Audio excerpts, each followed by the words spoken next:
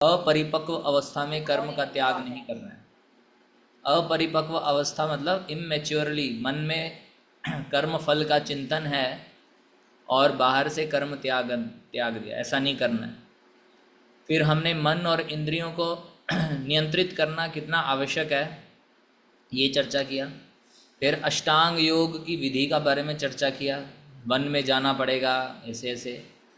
और फिर संन्यास क्या होता है उसके बारे में चर्चा किया। तो अभी तक हमने गीता के पहले 6 अध्याय पढ़ लिए और फिर हमने इन सब का निष्कर्ष ये निकाला कि भक्ति युक्त कर्म करना है। कर्म करो तो कैसे करो?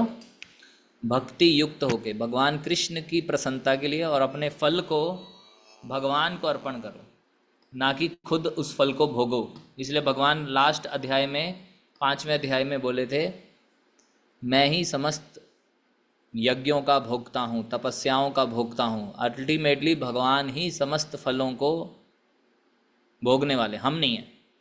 तो अब हम इससे आगे बढ़ेंगे और आज हम 7वां और 8वां चैप्टर पढ़ने जा रहे हैं, जिसमें बहुत इंटरेस्टिंग चीज़ें आप लोग सीखेंगे।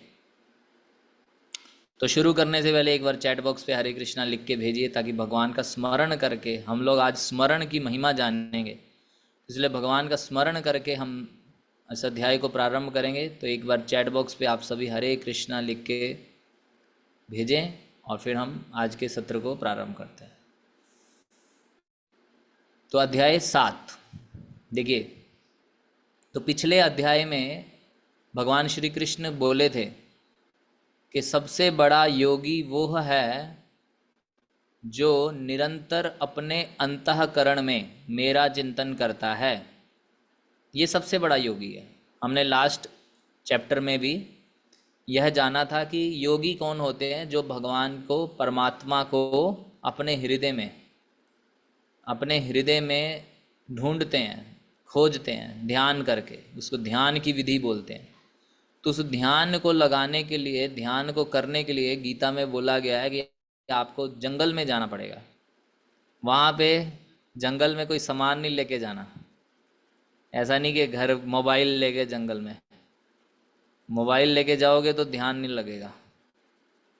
तो वहाँ पे बोला गया सब कुछ त्याग देना है और ब्रह्मचर्य का पालन करना है, प्लस अपने आप को सीधा बैठना है, नाक के आगे भाग में अपना ध्यान लगाना है, इत्यादि इत्यादि प्रोसेस दिया गया। तो बहुत ध्यान तक पहुंचने के उपरांत कोई विरला व्यक्ति होता है जो भगवान को परमात्मा के रूप में जान जाता है, देख लेता है। फिर उसको उस परमात्मा को देखने के लिए फिर मेहनत करनी पड़ती है। बहुत कठिन प्रोसेस है, बहुत कठिन प्रोसेस है। तो भगवान श्री कृष्ण ऐसा बोले, ऐसे अनेक योगी होंगे, उनमें से कौन परम योगी है? वही परम योगी है जो निरंतर मेरा चिंतन करता है। इसलिए अर्जुन को बोले, हे अर्जुन, मेरा सबसे बड़ा योगी, जो मेरा मत है कि सबसे बड़ा योगी कौन है, तो वो है जो मेरा चिंतन करता है हमेशा। क्योंकि योग करके भी यही पहुंचना है। अगर कोई मान लीजिए जंगल चला गया और बहुत तपस्या करी, उसका भी अंतिम लक्ष्य यही है कि उसको भगवान का चिंतन हो। आज हम जानेंगे चिंतन की महिमा। तो भगवान बोल रहे हैं, मेरे हिसाब से कोई कैसे भी मेरा चिंतन कर रहा है, अगर वो अंतःकरण में निरंतर मेरा चिंतन कर रहा है, तो वो परम योगी है, बड़ा योगी है। इस बात से आज हम आगे बढ़ेंगे। यही हमारा आज का मेन पॉइंट है। तो हम कैसे, अब जब हमें भगवान का चिंतन करना है तो सबसे पहली रिक्वायरमेंट है कि हम भगवान के बारे में जानें। क्योंकि जिसको जानते हैं उसी का चिंतन कर सकते हैं। जिसको हम जानते ही नहीं उसका चिंतन करेंगे हम? जैसे अब हम जिसके साथ हमारी जान पहचान है तभी हम उसका चिंतन करेंगे, जिसके साथ जान पहचान ही नहीं है उसका हम चिंतन क्यों करेंगे? तो इसलिए भगवान को चिंतन अगर करना है तो सबसे पहला है विधि, या सबसे पहला कार्य जो हमें करना है वो है भगवान को जानना है। कैसे जानना है? तत्व से, उनके बारे में सही सही ज्ञान जानना है। अपने मन से नहीं जान लेना कि भगवान ऐसे हो सकता है, ऐसा हो सकता है, ऐसा नहीं। जो शास्त्र में दिया गया उसको जानना है। तो अर्जुन को भगवान कहते हैं, हे अर्जुन, अब तुम मेरे से सुनो। पहला ही श्लोक, 7वें अध्याय का पहला ही श्लोक, जिसमें भगवान सुनने के बारे में बताते हैं। अभी अर्जुन को बोल रहे हैं श्रृणु, सुनो। तो भगवान को जानने का तरीका है सुनना। सबसे पहला तरीका क्या है? भगवान के विषय में प्रमाणिक गुरु शिष्य परंपरा में आकर सुनना। किसी से भी नहीं सुन सकते।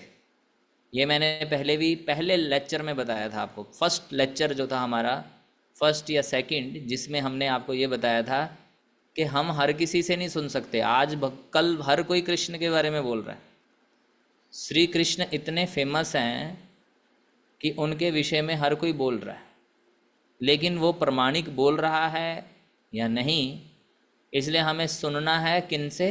प्रमाणिक व्यक्तियों से सुनना है, जो गुरु शिष्य परंपरा में आते हैं। कौन सी गुरु शिष्य परंपरा? तो उसके लिए सेकंड लेक्चर सुनिएगा, डे 2 का लेक्चर सुनना। और हमने ये भी बताया था कि किन से सुनना है? जो श्रील व्यासदेव की शिक्षाओं के अनुसार श्री कृष्ण के बारे में बता रहे हैं, क्योंकि श्री कृष्ण के बारे में श्रील व्यासदेव जी ने समस्त शास्त्रों में हमें लिख के प्रदान कर दिए, सारे शास्त्र। तो अभी जो भी बोलने वाला है उनका प्रतिनिधि होना चाहिए। कोई भी बोल दे मैं अब कृष्ण के बारे में बताता हूँ, लेकिन पहले उसे श्रील व्यासदेव जी की शिक्षाओं को जानना आवश्यक है, और उनसे सुनना है जो बिना मिलावट के बोल रहे हैं, अपना तर्क प्रस्तुत नहीं कर रहे, भगवान श्री कृष्ण की ही बातें एज इट इज़ प्रस्तुत कर रहे हैं, जैसे एक डाकिया। तो यहाँ श्री कृष्ण बतला रहे हैं कि उनसे, अर्जुन को बता रहे हैं, हे अर्जुन तुम सुनो किस प्रकार भगवान की शरण लेकर भक्ति योग का अभ्यास करके मन को मुझ में आसक्त करके पूर्णतया संशय रहित उन्हें जाना जा सकता है। तो भगवान के दिव्य तत्व ज्ञान को जान लेने पर भगवान कहते हैं, हे अर्जुन फिर कुछ भी जानने योग्य नहीं है, सब कुछ जान गए तुम। अगर तुमने मेरे तत्व ज्ञान को जान लिया तो समझो कि तुम सब कुछ जान गए। अब आप में से कितने डिवोटी ये चाहेंगे कि आप सब कुछ जानने वाले बन जाओ? अगर आप सोचो कि मेरे को ये भी करना है, ये भी नॉलेज लेनी है, ये भी नॉलेज लेनी है, सारी नॉलेज कहाँ आके रुकेगी? जब आप श्री कृष्ण को जान जाएंगे। ये मेन पॉइंट है। जब आप श्री कृष्ण को जान गए तो अब इससे ऊपर जानने के लिए कुछ भी नहीं है। तो इसलिए आप लोग खुशियाँ मनाइए कि आप भगवान को जानने का प्रयास कर रहे हैं, तो आप सबसे बड़े विद्वान बन जाएंगे। आप हायर स्टडीज़ कर रहे हैं, कोई बोले कि मेरे को हायर स्टडीज़ करनी है, तो क्या हायर स्टडी करेंगे? हायर स्टडी मतलब भगवत गीता, श्री कृष्ण को जान गए तो इससे ऊपर भगवान बोल रहे जानने के लिए कुछ है ही नहीं। तो इसलिए क्या करना पड़ेगा? मेरी शरण में आकर, भगवान क्या बोल रहे हैं? मेरी शरण में आकर भक्ति योग के अभ्यास करके मन को मुझ में आसक्त करके मुझे पूर्णतया संशय रहित जाना जा सकता है। तो अब मेरा नेक्स्ट प्रश्न है, you may be the rarest of the rarest. भगवान कह रहे हैं कि मेरे को जाना जा सकता है ये सब करके, लेकिन कौन भगवान को जान सकता है? तो मेरा आप लोगों से प्रश्न है कि क्या आप, हर कोई व्यक्ति चाहता है मैं रेयरेस्ट हूँ, मैं रेयरेस्ट पर्सन बन। जैसे कई बार बोलते हैं ना, तुम लाखों में से एक हो। तो वैसे देखा जाए तो हम लोग तो लाखों में से एक क्या, हमारे जैसे बहुत सारे घूम रहे हैं परेशान, सब परेशान है, तो हम लाखों में से एक कैसे हो गए? तो आप में से वास्तव में लाखों में से एक, लाखों में से एक क्या, दुर्लभों में से दुर्लभ कौन बनना चाहते हैं? जो बनना चाहते हैं चैट बॉक्स पे यस लिखिए कि आप बनना चाहते हैं रेयरेस्ट ऑफ द रेयरेस्ट। आजकल हर कोई चाह रहा है मेरी वीडियो हिट हो जाए तो मैं सबसे ज़्यादा रेयरेस्ट बन जाऊं, मेरा भाषण छा जाए। छाना चाहते हैं हम। भगवान भी आपको छाने का मौका दे रहे हैं कि कैसे छाना है। छाना समझते हैं ना, छा जाना। तो अगर आप लोग चाहते हैं तो हम आपको बतला देते हैं भगवान क्या कह रहे हैं कि कौन रेयरेस्ट ऑफ द रेयरेस्ट है। तो ये चार्ट याद रखिएगा। ये चार्ट है भौतिक जगत का चार्ट, ऐसा समझिए। ये चार्ट हमने केवल आपके उसके लिए बनाया है, आपकी समझ के लिए। मान लीजिए भौतिक जगत है, तो पहला सर्कल कर्मी है। पहला सर्कल क्या है? कर्मी। यानी कि इस भौतिक जगत में प्राय हर व्यक्ति कर्मी है। कर्मी का मतलब कर्म करके अपने फल को भोगने वाला इच्छा रखता है, ऐसे मैक्सिमम मैक्सिमम मिलेंगे आपको। कह लीजिए 99% लोग ऐसे मिलेंगे जो अपने कर्म के फल को भोगने की इच्छा रख रहे हैं। मैं यहाँ पे थोड़ा सा इसको और एडिशन कर देता हूँ। यहाँ हमने कर दिया, ये हो गया 99%। चलिए अभी मैं नहीं कर पाऊँगा, ठीक है। 99% कर्मी हैं, इनमें से कुछ परसेंट ज्ञानी बन जाते हैं। मतलब उन्हें ये पता चल जाता है कि इस संसार के कर्म करके कोई फ़ायदा नहीं है, फल मिलता है वो नश्वर है, उस फल से हमें कभी भी पूर्ण संतुष्टि नहीं मिल सकती। वो फल थोड़े समय के लिए मिलता है और फिर उसे हमें छोड़ना पड़ता है या वो छूट जाता है हमसे। कोई भी चीज़ यहाँ पे हमेशा नहीं टिकेगी। यह जानने वाले, यह बात जान लेने वाले ज्ञानी कहलाते हैं। तो 99% अगर कर्मी है तो उससे कुछ परसेंट, मान लीजिए 70% कुछ लोग ऐसे होंगे जो ज्ञानी हैं, जो जान गए यार कर्म भौतिक संसार में फल कोई फ़ायदा नहीं। फिर उससे भी विरले हो जाते हैं योगी, जो ये भी जान जाते हैं कि अब करें क्या, कहाँ पहुँचे। ज्ञानियों से भी बढ़ के हो जाते हैं। वो सोचते हैं कि सब कुछ छोड़ो और जंगल में जाओ और वहाँ पे परमात्मा के ऊपर ध्यान लगाओ। ऐसे योगी मान लीजिए हम कह लेते हैं 50% हो गए।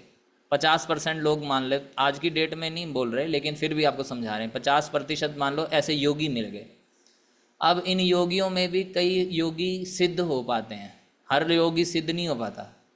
योग प्रक्रिया में कुछ सिद्ध हो पाते हैं। तो मान लीजिए 20% सिद्ध हो गए, तो 20% सिद्ध योगियों में से भी कोई विरला, भगवान बोलते हैं कुछ विरला ही कोई व्यक्ति मेरे को जान पाता है, यानी कि वो येलो सर्कल।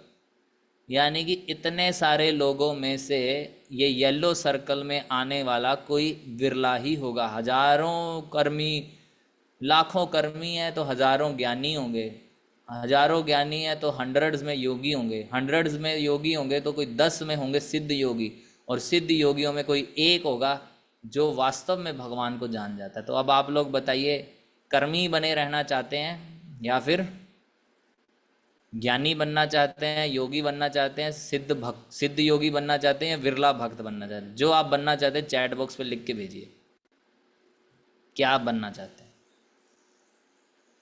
आपके आंसर देखिए, आप कहाँ तक सोच रहे हैं, क्या बनना चाहते हैं। भक्त बनना चाहते हैं तो अब आप सोचिए आपका कितना लॉन्ग जर्नी कंपटीशन है। हालांकि इसमें कुछ करना कंपटीशन वाली बात नहीं है, लेकिन यही उद्देश्य है हमारा। हम रेयरेस्ट ऑफ द रेयरेस्ट बनना चाहते हैं तो ये तरीका है, विरला भक्त बनिए, भगवान का भक्त, ये सबसे विरला है। अब आप बोलेंगे इसके लिए क्या करना पड़ेगा? यही करना पड़ेगा जो आपको सिखा रहे हैं। भगवत गीता पढ़ना पड़ेगा, भगवान का नाम जप करना पड़ेगा, भगवान की सेवा करनी पड़ेगी। ऐसा भक्त विरला है। यह बात बतलाने के बाद भगवान श्री कृष्ण एक्चुअली इस 7वें चैप्टर में अर्जुन को ये बता रहे हैं कि मुझे जानो, अगर मेरे चिंतन करना है तो मेरे को जानो। इसलिए भगवान अपनी शक्तियों का ज्ञान देते हैं। अभी श्लोक नंबर 4 से लेके 12 तक भगवान अपने बारे में जब ज्ञान दे रहे हैं तो अपनी शक्तियों का ज्ञान दे रहे हैं। भगवान बोल रहे हैं मेरी 2 प्रकार की शक्तियाँ हैं। एक कहलाती है अपराशक्ति, जिसको स्क्रीन पे आपके सामने देख रहे हैं। अपराशक्ति मतलब भौतिक शक्ति, भौतिक प्रकृति। भौतिक शक्ति में क्या क्या आ जाता है? ये जो भी हम इस सृष्टि के निर्माण में ये सारे तत्व लगे हुए हैं। अगर आपको सृष्टि का निर्माण के और गहरे तत्व जानने हैं तो उसके लिए हमारे YouTube चैनल पर श्रीमद् भागवतम में एक महत तत्व करके एक सेशन है, जिसको आप सुनेंगे तो आपको पता चलेगा सृष्टि में क्या क्या घटित हुआ है, कैसे सृष्टि हुई है।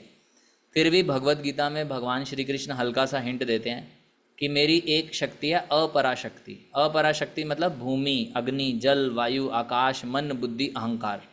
ये भौतिक शक्ति है। भौतिक शक्ति में ये सारे तत्व आ जाते हैं। तो हम लोग भूमि, जल, अग्नि, वायु, आकाश, ये शरीर इन्हीं से बना है। मन, बुद्धि, अहंकार, पूरी सृष्टि में ये तत्व सम्मिलित हैं और यह तत्व भगवान की शक्ति है। तो भगवान बोल रहे हैं ये भी मेरी शक्ति है। फिर उसके बाद भगवान बोलते हैं इसके अलावा मेरी एक और शक्ति है जिसको बोलते हैं पराशक्ति, परा प्रकृति। वो आध्यात्मिक जगत है, आध्यात्मिक शक्ति है।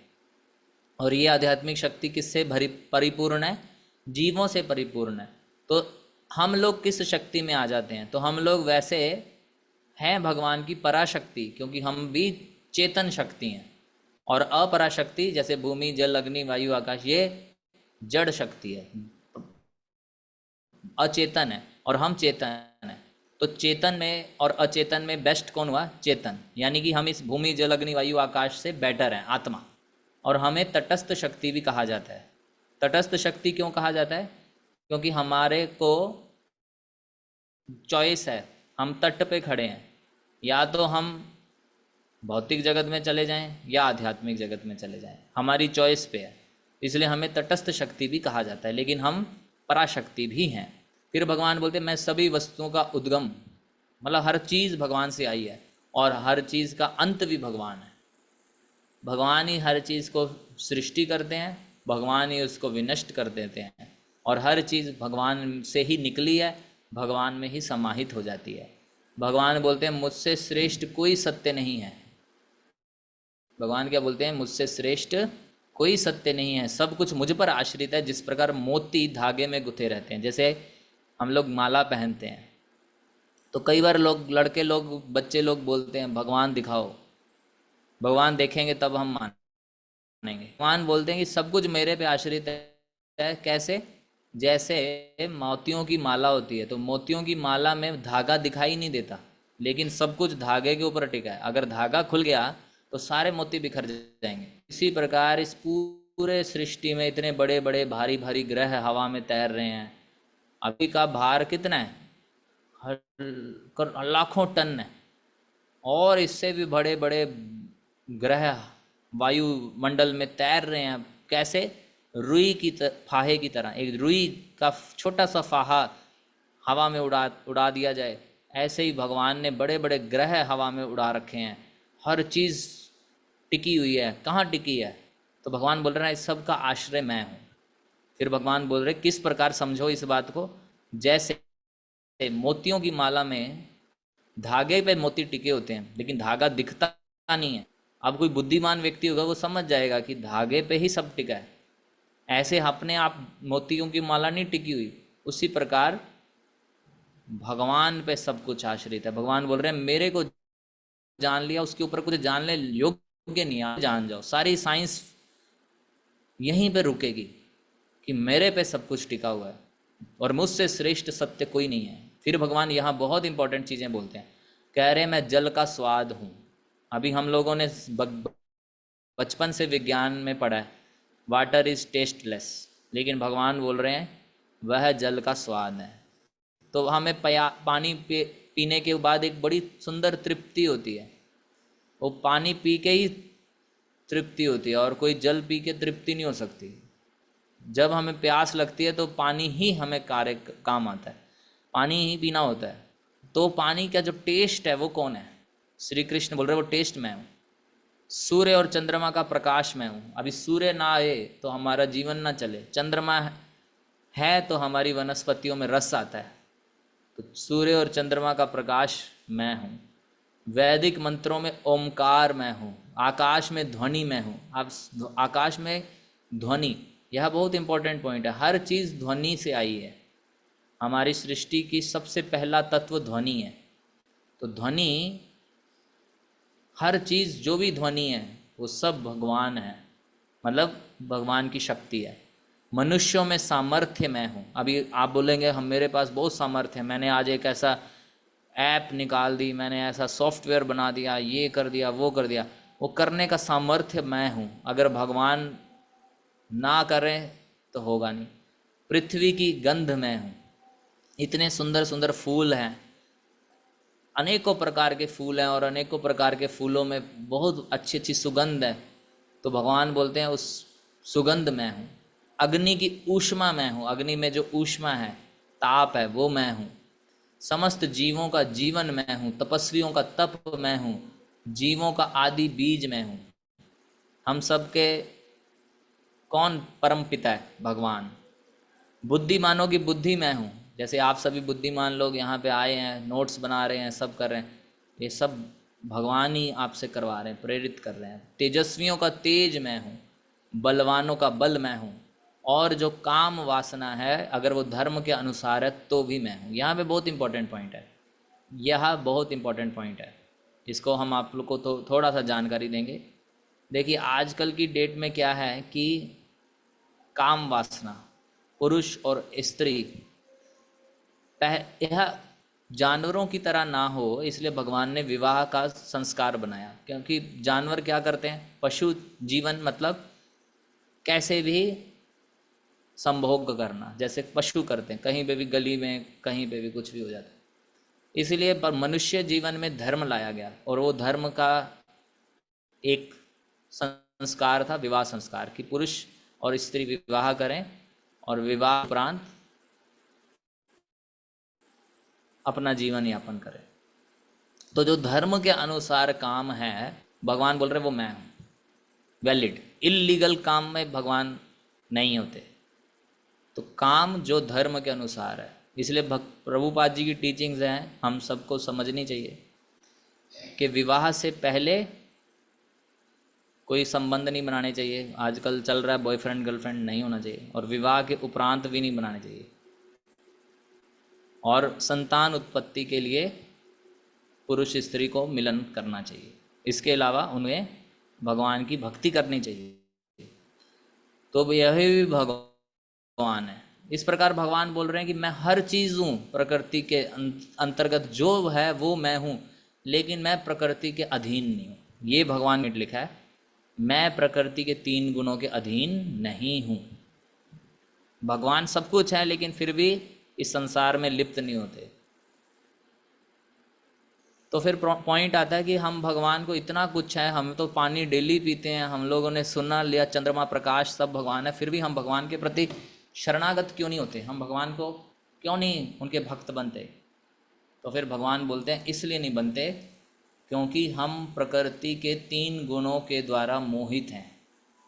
हम माया जगत में हैं। माया क्या है? माया का मतलब है जो सत्य नहीं है उसे सत्य मान लेना, भ्रम माया है।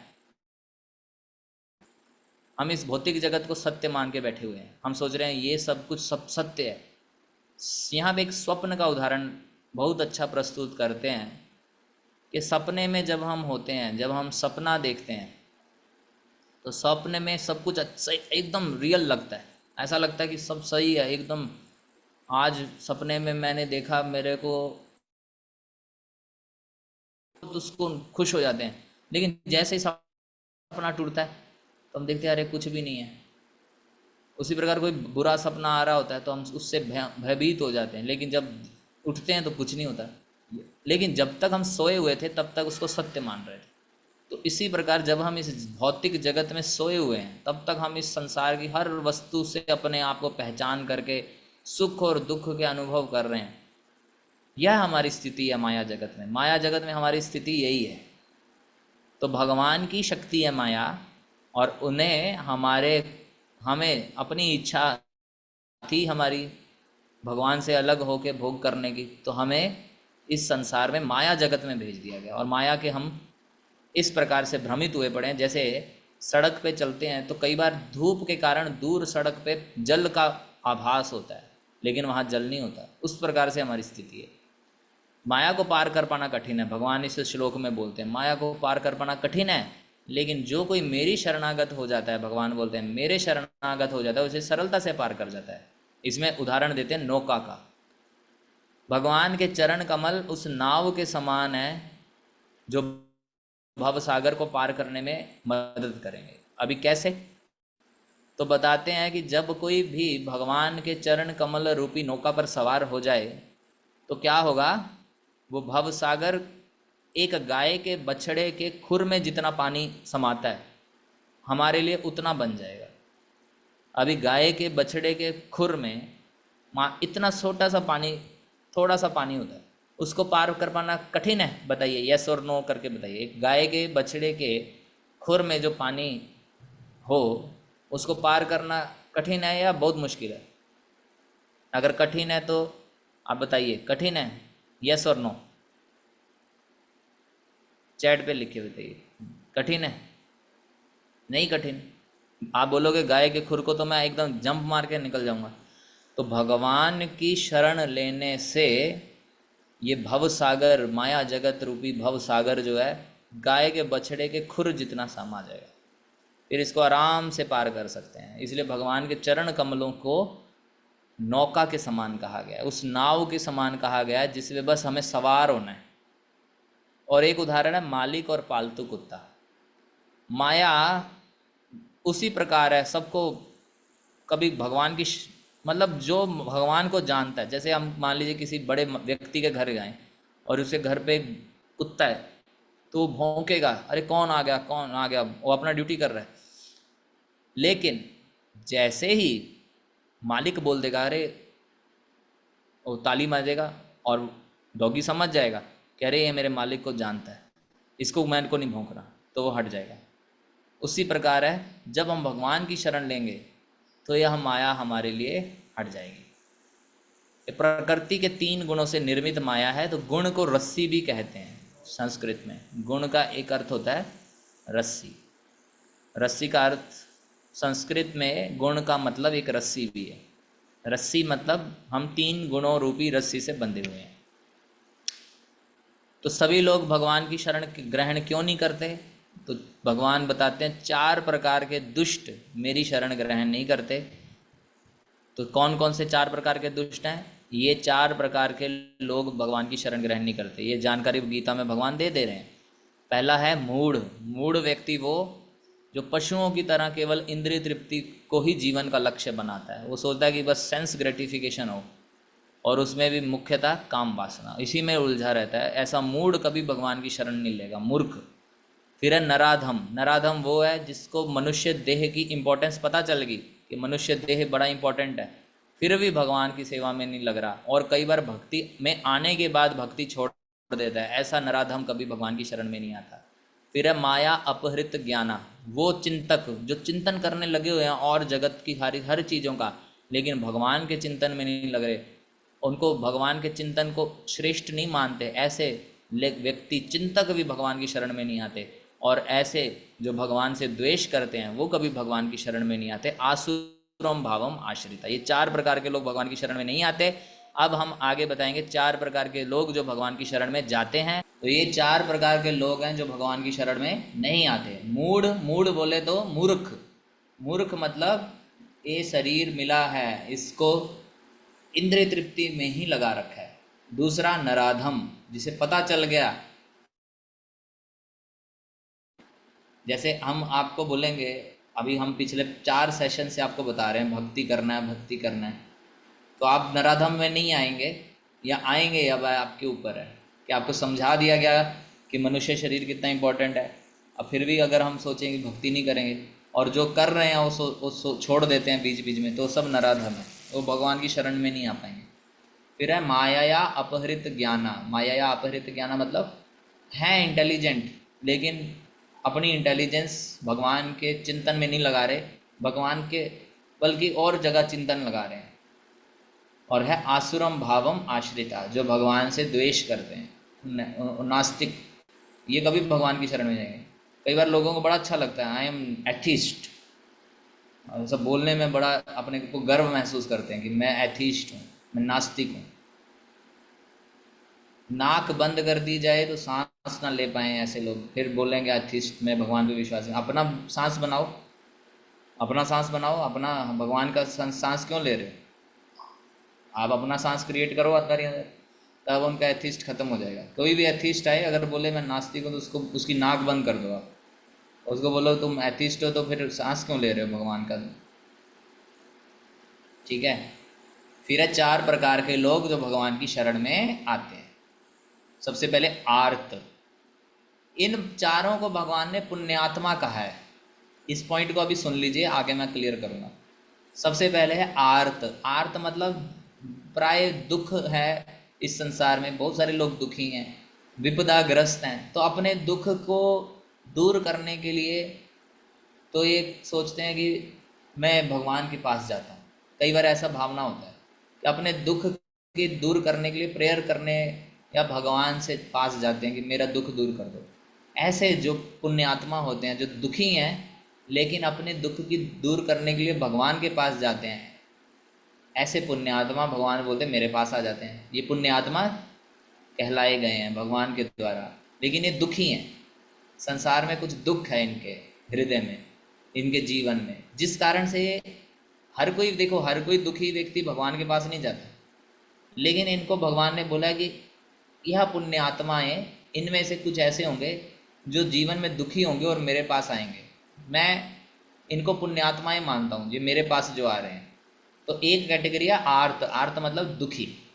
दूसरी कैटेगरी है अर्थार्थी, जो यहाँ पे मैंने तीसरे नंबर पे लिखी। अर्थार्थी मतलब जिनके भौतिक कामनाएं हैं, मेरे को धन मिल जाए, मुझे ये मिल जाए, तो ये भी और किसी के पास ना जाकर कृष्ण के पास जा रहे हैं, भगवान अब मेरे को ये मिल जाए। तो भी भगवान बोलते हैं बेस्ट, बेटर है, मेरे पास आया है, मेरे को खुशी है इसमें, ये भी पुण्यात्मा है। तीसरा है जिज्ञासु। कई लोग होते हैं जिज्ञासु टाइप के, उनके अंदर बहुत सारे प्रश्न होते हैं और वो अपने प्रश्नों का उत्तर ढूंढ रहे होते हैं।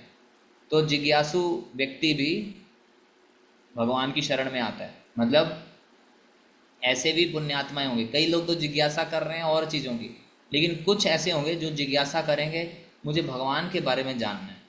तो ऐसे जिज्ञासु व्यक्तियों को भी भगवान बोल रहे हैं ये भी पुण्यात्माएं मेरी शरण में आते हैं। और चौथा है ज्ञानी।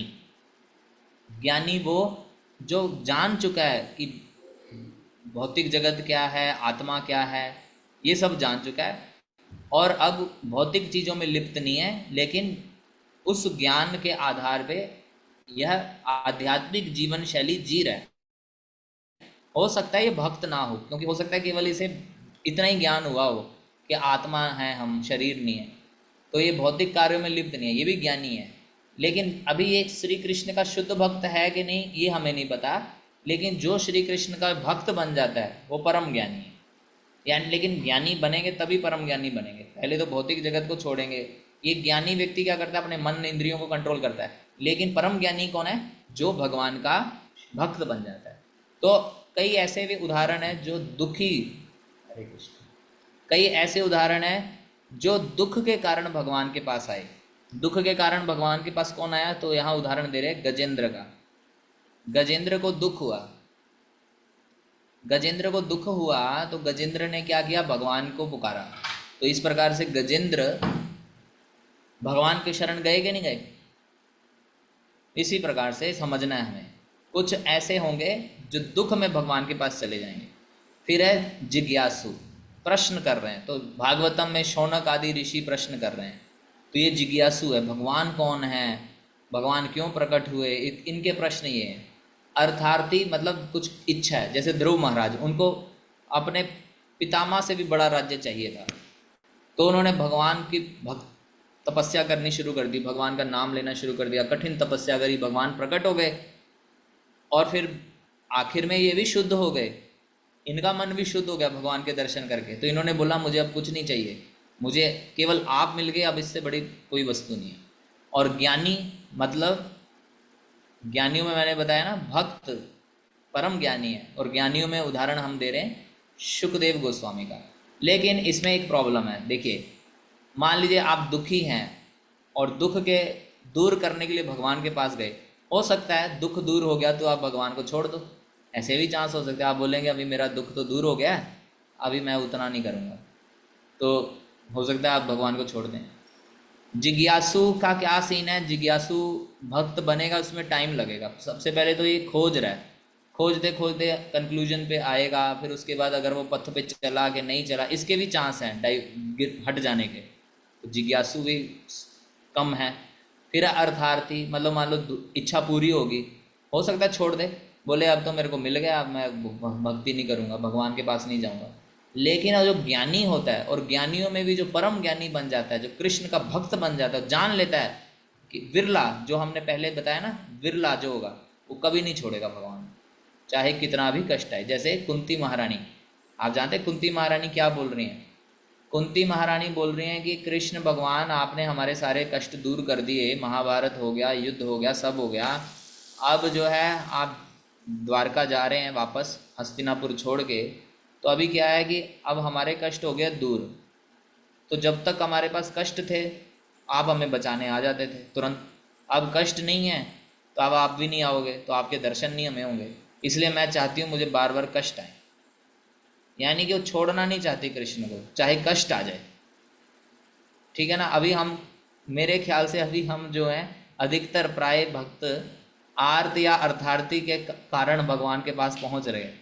क्योंकि थोड़ा दुख था तो भाग्य ये रहा कि इस्कॉन मंदिर चले गए और वहाँ पे फिर आपको रजिस्टर किया गया, या आप अर्थार्थी होंगे, और बहुत विरले होंगे जिज्ञासु इन तीन कैटेगरी में।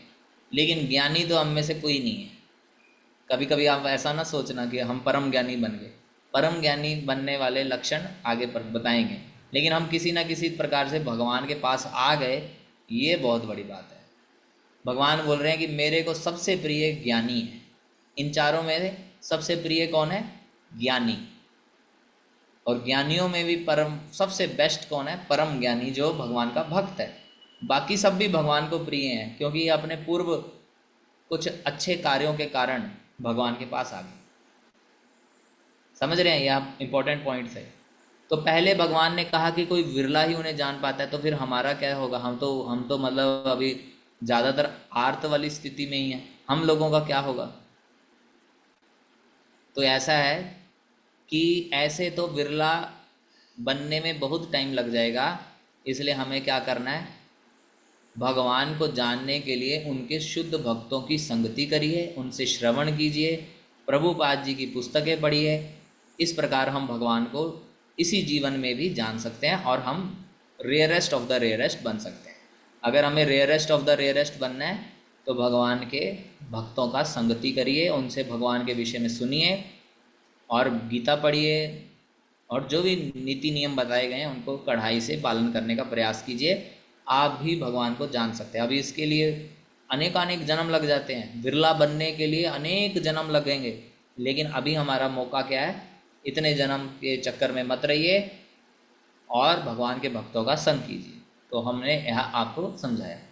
फिर कोई कह सकता है कि भगवान के पास जो नहीं जाते वो तो देवताओं के पास जाते हैं, तो देवताओं के पास भी तो जा सकते हैं। अभी यहाँ भगवान देवताओं की पूजा के बारे में बतलाते हैं। तो देवता की पूजा तो कौन करते हैं? देवताओं की पूजा यहाँ भगवान बतला रहे हैं। जिनकी बुद्धि भौतिक इच्छाओं द्वारा मारी गई है वही भक्त देवताओं के पास जाते हैं। जिनको कोई ना कोई डिमांड है, मेरा ये हो जाए, मेरे को सुंदर पत्नी मिल जाए, चलो शिव जी की पूजा आ जाए, इस बार शिव जी को मंडे व्रत कर लेते हैं। नौकरी मिल जाए, चलो लक्ष्मी जी की पूजा करें। यहाँ मंत्र दे दो गुरु जी हमें, हम फर्स्ट आ जाएं। कई बार ऐसे भी हुआ, फर्स्ट आना है हमें तो मंत्र दे दो, उनको वो मंत्र मिल जाता है। कोई कुछ मांग रहा है, कोई कुछ मांग रहा है। ये सब भगवान बोले इनकी बुद्धि भौतिक इच्छाओं द्वारा मारी जा चुकी है। ऐसे लोग देवताओं के पास जाते हैं। या तत्काल सुख की इच्छा, तुरंत मेरे को फ़ायदा हो जाए, 16 व्रत कर लें और हमें मिल जाए, हमारी मनोवांछित इच्छा पूरी हो जाए। होता है ना, जो ध्यावे फल पावे, दुख मिटे तन का।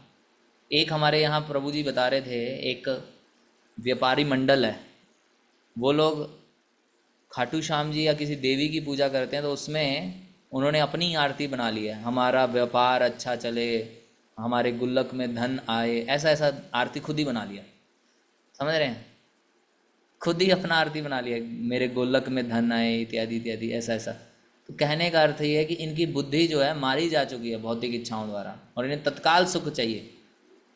अभी अगर हम बोल दें कि आपको केवल, हम आपको बोलते 3 सेशन करने हैं, तो हमारे को बुरे बहुत भारी लगेगा। 3 सेशन करने हैं अभी 3 दिन लगातार। लेकिन अगर हम बोल दें कि 3 दिन नारियल चढ़ाओ, आपके जीवन में सुख ही सुख आ जाएगा, तो हम 1.5 घंटा लाइन में लग के नारियल चढ़ा आएंगे, लेकिन 1.5 घंटा क्लास में नहीं बैठ पाएंगे। यह है हमारी स्थिति। तो फिर भगवान श्री कृष्ण और देवताओं में क्या अंतर है?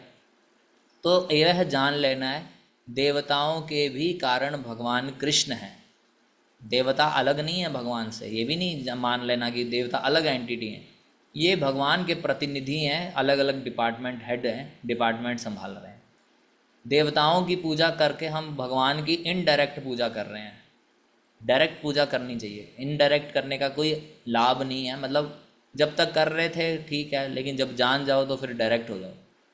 क्यों? क्योंकि एटलीस्ट हम इनडायरेक्टली भगवान के किसी ना किसी धर्म के कार्य में जुड़े हुए हैं। ये एक कह लो भक्ति का एक कोई एक पन्ना है। लेकिन फिर भी जो देवताओं की पूजा करते हैं उनको कम बुद्धिमान कहा गया। इनडायरेक्ट पूजा, देवताओं द्वारा जो फल प्रदान प्राप्त होते हैं वो क्षणिक होते हैं और सीमित होते हैं। देवताओं के फल भी थोड़े समय रहेंगे, फिर उसके बाद आप चले जाएंगे, खत्म हो जाएंगे। लेकिन भगवान श्री कृष्ण के द्वारा प्रदत्त फल जो होता है वो क्षणिक नहीं होता, सीमित नहीं होता और स्थायी रहता है। भगवान श्री कृष्ण ही, अगर आप बोलोगे हम इस देवता की पूजा कर रहे थे, भगवान कृष्ण की नहीं कर रहे, यह काम भी आपके भगवान ही करते हैं। आपके हृदय में परमात्मा के रूप में बैठे हैं और आपकी श्रद्धा को किसी पर्टिकुलर देवता के प्रति आप जब झुकाव है, मान लो आपने व्रत रखना का सोच लिया कि मेरे को सुंदर पत्नी चाहिए, 16 सोमवार के व्रत रखूँगा, तो यह श्रद्धा भी भगवान ही सेट करते हैं। अंदर बैठे हैं परमात्मा के रूप में, वो जानते हैं कि अरे ये करना चाहता है, तो फिर भगवान आपको श्रद्धा भी उस तरीके की सेट कर देंगे, प्रेरणा भी देंगे और आपसे करवा भी देंगे। लेकिन यह सारे काम भगवान करते हैं और फिर भगवान बोलते हैं देवता भी अपनी मर्जी से फल नहीं दे सकते, जब तक मैं अनुमति नहीं देता तब तक वो फल भी नहीं दे पाते। उदाहरण दे रहे हैं केशव कश्मीरी का। तो एक केशव कश्मीरी करके एक व्यक्ति था, आज से 500 वर्ष पहले की ये बात है। तो वो सरस्वती देवी का उपासक था और सरस्वती ने उसे वरदान दे रखा था कि तुम्हें कोई भी तर्क शास्त्र, मतलब होता ना डिबेट में, कोई हरा नहीं सकता। तो एक दिन उसकी डिबेट चैतन्य महाप्रभु से हुई। तो चैतन्य महाप्रभु तो स्वयं श्री कृष्ण है, तो वो डिबेट में हार गया। तो उस रोने लगा देवी के आगे कि भी आपने तो मेरे को वरदान दिया था कि भी मैं कभी नहीं हारूंगा। तो देवी बोली कि तुम तो भाग्यशाली हो, क्योंकि जिससे तुम हारे हो वो मेरा स्वामी है, और तो तुम सबसे हार जीत जाओगे, लेकिन मेरे स्वामी से तुम कैसे जीत जाते? मैं उस समय मैं अपने स्वामी से कैसे तुम्हें जिता देती? तो तुम तो भाग्यशाली हो कि आप मेरे स्वामी से जीते। इसी प्रकार एक और भक्त हुए चंडीदास। हालांकि वो देवी के भक्त थे, लेकिन एक बार उन्होंने श्री कृष्ण को अर्पण किए हुए फूल देवी चंडी को चढ़ा दिए। उस समय देवी प्रकट हो गई। तो उन्होंने देवी से पूछा कि मेरे को इतने साल हो गए फूल चढ़ाते हुए, अभी तक तो आप प्रकट नहीं हुई थी, आज ऐसा क्या हो गया कि आप मेरे फूल चढ़ाने पे प्रकट होगी? तो देवी बोली कि आज तुमने वो फूल चढ़ाए हैं जो मेरे स्वामी को चढ़े हुए थे, इसलिए मैं तुम्हारे से बहुत प्रसन्न हूँ। तुमने मेरे को भगवान को अर्पित फूल चढ़ा दिए। इसलिए देवता लोग भी, देवी देवता भी भगवान के अंश हैं, भगवान के सेवक हैं। देवताओं के उपासक देवताओं के धाम चले जाते हैं और कृष्ण के भक्त गोलोक वृंदावन चले जाते हैं। यह भगवान बात बतलाते हैं। यहाँ एक उदाहरण दे रहा हूँ मैं वृक्ष की। वृक्ष है, उसकी टहनियाँ हैं, टहनियों को जल डालेंगे या वृक्ष के जड़ में डल डालेंगे? बताइए, चैट बॉक्स पे लिख के बताइए। रूट में जल डालेंगे या ब्रांच में जल डालेंगे? कहाँ डालना चाहिए? तो ऑफ कोर्स आप लोग उत्तर दोगे कि हम तो जड़ में डालेंगे जल। वही कृष्ण है, जड़ में जल डालोगे तो सब देवी देवता आपके प्रसन्न हो जाएंगे।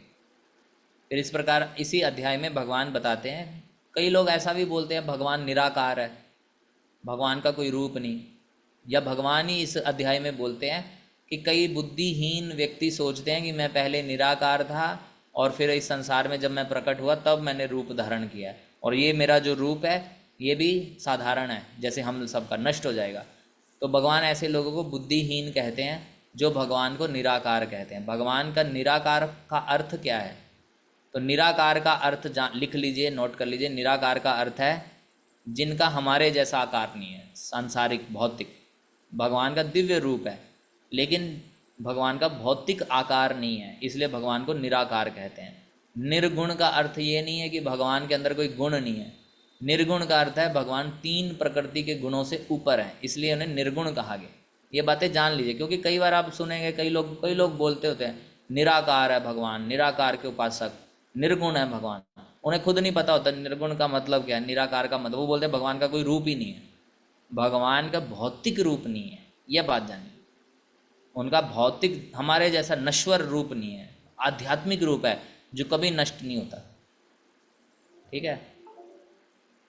तो अगर भगवान का रूप है तो फिर हम उन्हें देख क्यों नहीं पाते? तो पॉइंट ये है कि अभी हम उसको देखने के लिए योग्य नहीं है। क्यों? क्योंकि हमारी इंद्रियां अभी अशुद्ध हैं। जब हमारी इंद्रियां शुद्ध हो जाएंगी तब हम भगवान को देख पाएंगे। तो इंद्रियों को शुद्ध करने के लिए क्या करेंगे? भक्ति। भक्ति प्रोसेस है। एक जगह पे बोला गया है, अगर हम आँखों में प्रेम का अंजन लगा लेंगे और फिर भगवान हम हर जगह दिखाई देंगे।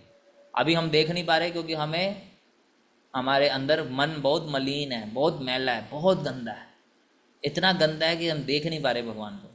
लेकिन जब ये मन शुद्ध हो जाएगा फिर हम हर जगह भगवान को देखेंगे। भक्ति के बिना भगवान को देख पाना संभव नहीं है।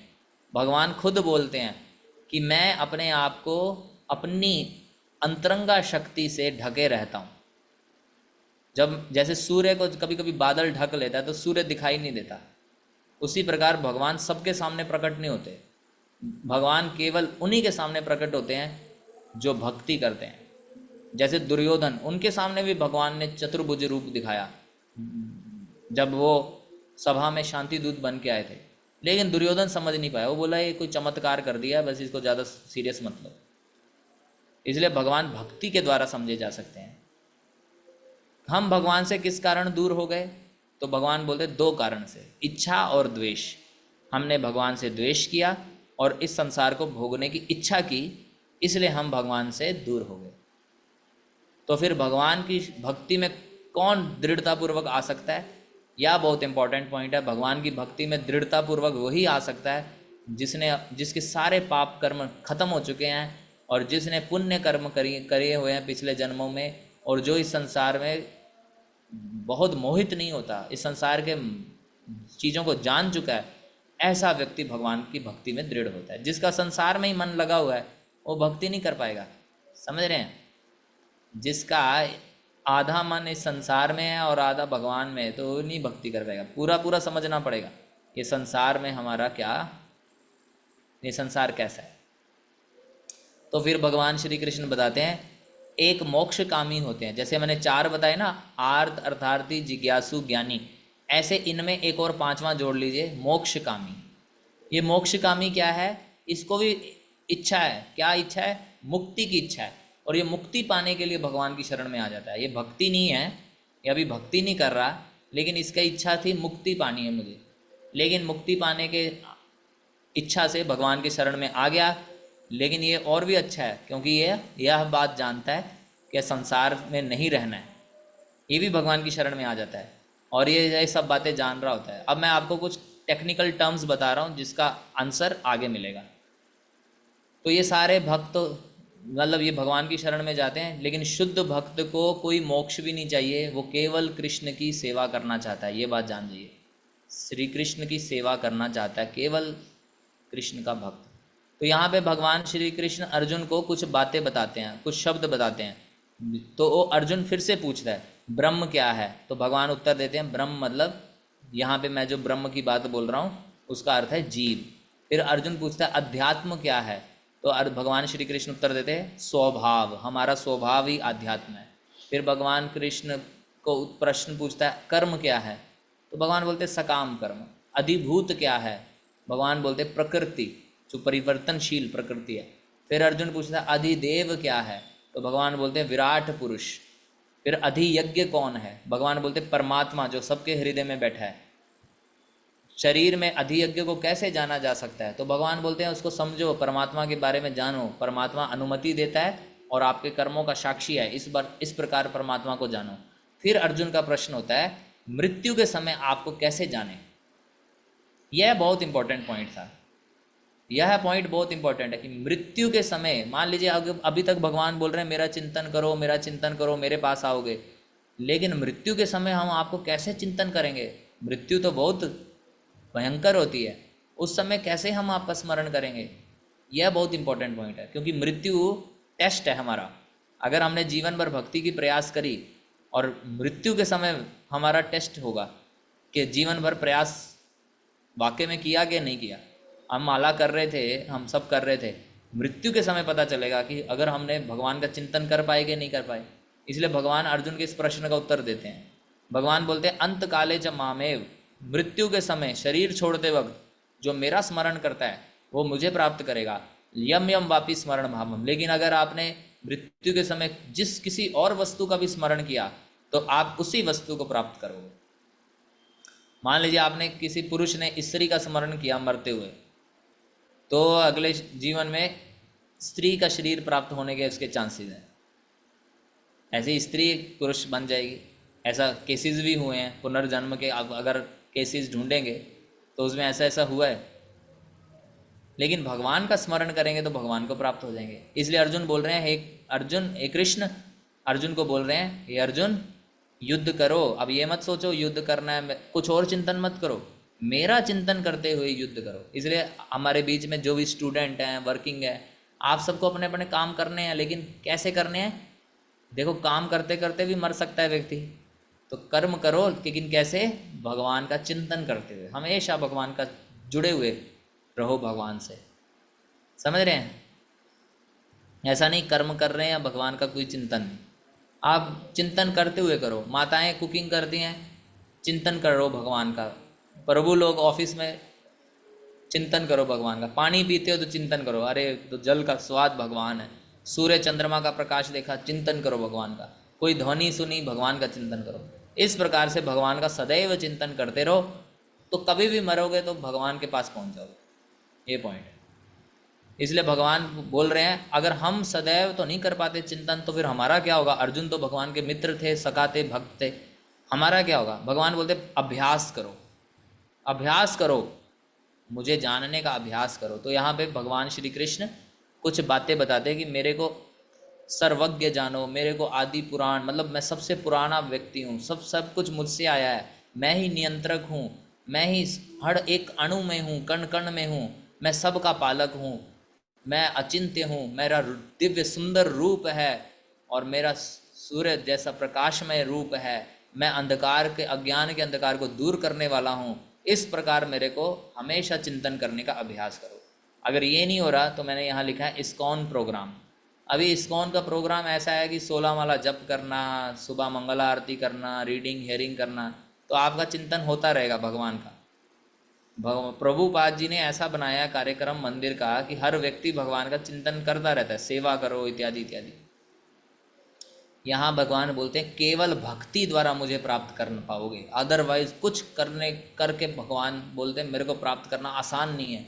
अगर आप ध्यान करके लगे हुए हो मुझे प्राप्त करना, तो ध्यान टूट सकता है। अगर आप बहुत तपस्या कर रहे हो तब भी मुझे प्राप्त नहीं कर पाओगे, लेकिन भक्ति के द्वारा मेरे को आसानी से प्राप्त कर सकते हो। जैसे यशोदा मैया, जो बड़े बड़े योगी भगवान को ना बांध सके, यशोदा मैया ने अपने प्रेम और भक्ति से भगवान को बांध लिया। इस प्रकार भगवान को प्राप्त करना अति सुलभ है अगर हम भक्ति करते हैं। भगवान क्या बोलते हैं, अगर कोई मेरे को प्राप्त कर लेता है तो इस दुखमय संसार में दोबारा नहीं आएगा। कौन कौन इस दुखमय संसार में दोबारा आना चाहते हैं? यस लिख के बताइए। अगर आप नहीं आना चाहते तो चैट बॉक्स पे नो लिखिए कि मैं नहीं आना चाहता। लेकिन अगर आप नहीं आना चाहते तो आपको इस संसार में भगवान की भक्ति करना है। भगवान बोलते हैं मेरे पास आ जाओगे। भगवान बोलते हैं अदरवाइज ब्रह्मा से लेके चींटी तक और ब्रह्मलोक से लेके निम्न लोक तक सब में जन्म मृत्यु का चक्र है। केवल मेरा धाम ऐसा है जहाँ पे बार बार जन्म मृत्यु नहीं होता, इसलिए मेरे पास आओ मेरी भक्ति करके। अदरवाइज इस संसार के ऊपर से लेके नीचे के लोक में हम केवल घूमते रहेंगे। भगवान को प्राप्त करना है, इसलिए भक्ति कीजिए। भगवान फिर बोलते हैं ब्रह्मा जी का कितना बड़ा दिन है, आप सोचिए। अब इसको थोड़ा ध्यान से सुनिए। यहाँ मैंने एक फॉर्मूला दे दिया है, आप इस फॉर्मूला को याद रखिए। ब्रह्मा जी का एक दिन मतलब 12 घंटे, कितना समय है? सतयुग, त्रेता, द्वापर, कलयुग 1000 बार निपट जाते हैं। इतना बड़ा ब्रह्मा जी का 12 घंटे हैं, यानी कि 432 करोड़ वर्ष पृथ्वी पे 432 करोड़ वर्ष बीतते हैं, तब ब्रह्मा जी के केवल 12 घंटे बीतते हैं। और इतनी लंबी ब्रह्मा जी की रात है, यानी कि 432 करोड़, यानी कि 864 करोड़ वर्ष भगवान जी का, ब्रह्मा जी का एक दिन है। अब आप सोचो, आप ब्रह्मलोक चले जाओ, इतनी लंबी आयु प्राप्त करने के उपरांत भी वहाँ मृत्यु है। इतना लंबा लंबा जीने के बाद भी, तो भगवान बोलते हैं वहाँ भी मृत्यु है।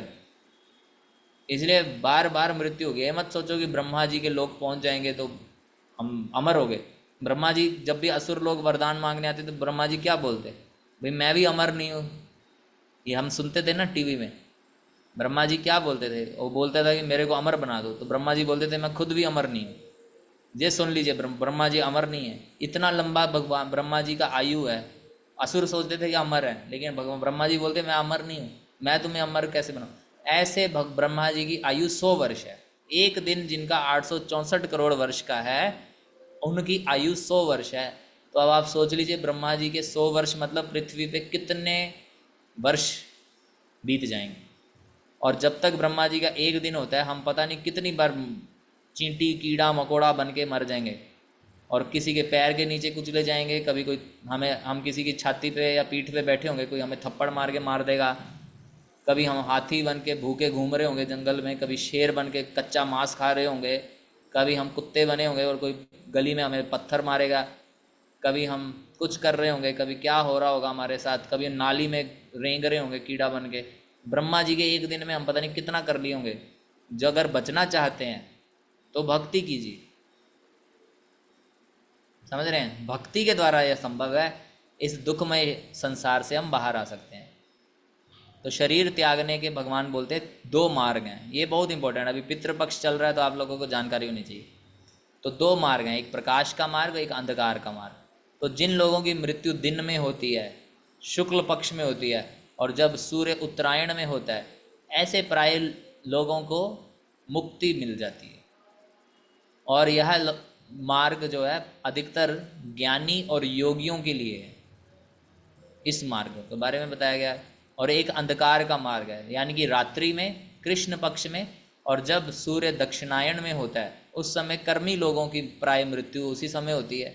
और ये ज़्यादा अधिकतर स्वर्ग में पहुंच जाते हैं, ज़्यादा इस संसार से बाहर नहीं निकल पाते। लेकिन भक्तों के लिए कोई बाउंडेशन नहीं है। भक्त कभी भी मरे भगवान का चिंतन करते हुए, वो हमेशा भगवत धाम जा सकता है। भगवान आखिर में 8वें अध्याय के बोलते हैं, वेद अध्ययन करके, तपस्या करके, दान करके जो भी पुण्य प्राप्त होता है, वह सब मेरी भक्ति करके, महिमा जानकर, इस पुण्य से भी बढ़ के चीज़ें प्राप्त हो जाती हैं, अर्थात मेरा नित्य धाम प्राप्त हो जाता है। यानी कि आप सोच रहे हो मैं वेद अध्ययन करूं, मैं यज्ञ करूं, मैं तपस्या करूं, दान दूं, इससे मुझे पुण्य प्राप्त होगा, मैं ऊपर के लोकों में चला जाऊंगा। भगवान बोलते मेरी भक्ति करके ये तो प्राप्त होना ही होना है, इससे बढ़िया चीज़ मिलेगी, और वो है मेरा धाम। समझ रहे हैं? नहीं तो कुत्ते बिल्ली कीड़े मकोड़े बन के हम इस संसार में फिर से आ जाएंगे। अभी हम बड़े गर्वित हैं कि मेरे को सुंदर शरीर मिला है, लेकिन हो सकता है अगली बार आपको ना मिले। तो इसलिए भगवान बोल रहे हैं कि मेरी भक्ति के करो अर्जुन, मेरी भक्ति करो, इस प्रकार मैं आपको सुलभ प्राप्त हो जाऊंगा। क्योंकि भक्ति करोगे, मेरा चिंतन हमेशा करते रहोगे, हरे कृष्ण कृष्ण कृष्ण हरे हरे, हरे राम राम राम हरे हरे। हम आपको प्रैक्टिस करने के लिए मंत्रा मेडिटेशन शुरू किए, लेकिन आप में से केवल 10 भक्त आते हैं, 13 भक्त। यानी कि आप लोग चिंतित नहीं है इस संसार से बाहर निकलने के लिए कि 10 मिनट ही दे दें भगवान का नाम करने के लिए, आप चिंतित नहीं हैं। तो यह स्थिति रही तो कैसे आगे बढ़ेंगे? नहीं तो इस संसार में फिर पुनरअपि जननम पुनरअपि मरणम पुनरअपि जठरी जननी जठरे शयनम, बार बार जन्म होगा, बार बार मृत्यु होगी, बार बार फिर माँ के गर्भ में आ जाएंगे और कष्ट सहेंगे।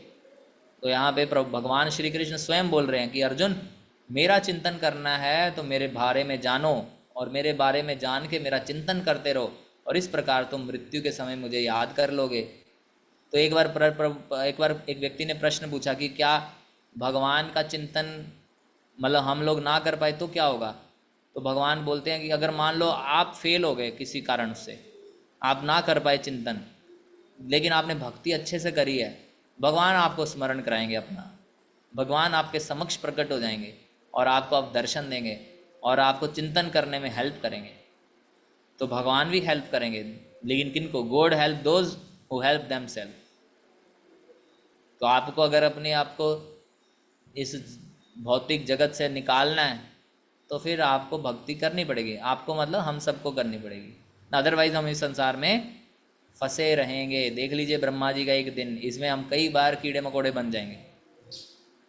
तो अभी क्या करें? हम सोचें कि भाई नहीं नहीं अभी भी नहीं, अभी मैं पहले नौकरी कर लूँ, थोड़ा पैसा कमाइए, कोई प्रॉब्लम नहीं है, लेकिन भक्ति युक्त होके कमाइए, उसके लिए प्रैक्टिस करिए, अभ्यास कीजिए। और जिनको लगता है कि अब भगवान की सेवा ही करनी है, उनको कन्विंस हो जाना चाहिए और फिर भगवान की सेवा में लगना चाहिए। तो वाई आर यू वेटिंग, आप क्या करना चाहते हैं, 2 प्रश्नों का उत्तर दीजिए। क्यों इंतज़ार कर रहे हैं? आप अपने आप से पूछिए, और क्या आप करना चाहते हैं? इस संसार में रहना चाहते हैं या इस संसार से बाहर निकलना चाहते हैं? तो उसके लिए गंभीर बनना पड़ेगा। उसके लिए हमारे द्वारा जो भी शिक्षाएं आपको प्रभुपाद जी की प्रदान की जा रही हैं उनको पालन कीजिए। जप कीजिए, सुबह उठिए, मंगल आरती करिए, जप कीजिए, पढ़िए। और फिर अगर आप चाहते हैं कि आप भी भक्ति सीखना चाहते हैं, भक्ति के प्रोसेस को सीखना चाहते हैं, तो हमारे साथ जुड़े रहिए। भविष्य में हम आपको ऐसे कोर्सेज प्रदान करेंगे जिनसे हम भगवान के बारे में, भगवान की टीचिंग्स और उनके प्रोसेस, भक्ति के प्रोसेस को आपको समझाएंगे। हरे कृष्णा। किसी का कोई प्रश्न है तो पूछ सकते हैं, हैंड रेज करेंगे और प्रश्न पूछेंगे।